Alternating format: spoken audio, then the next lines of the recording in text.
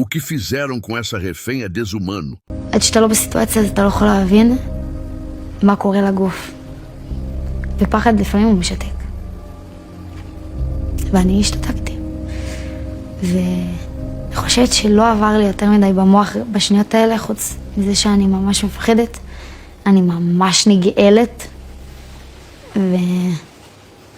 ולמה? למה? זה לא...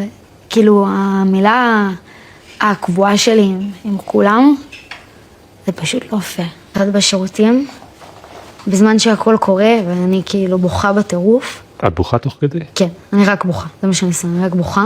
והוא? בשיא של החיים שלו. בשיא שלו, כאילו, הוא קיבל עכשיו מתנה לכל החיים. ואני זוכרת ממש איזה רגע אחד שאני מסתכלת, היה שם חלון כזה ריבוע קטן, כמו מסגרת של תמונה.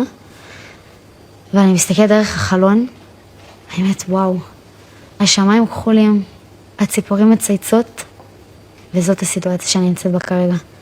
כאילו הדיסוננס בין החיים בחוץ, היפים, הרגילים, הנקיים, לבין הזוהמה והבהמתיות והגועל נפש שקורה פה בתוך השירותים.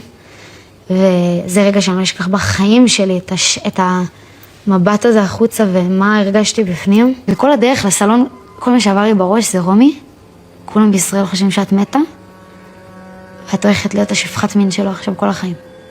דמעות לא יורדות לי מהעיניים, נוטפות, כאילו הייתי מלאה במים על הרגליים, כי הדמעות שלי זרמו, ואז הוא מסתכל עליי ואומר לי, רומי תמם או על המיש תמם?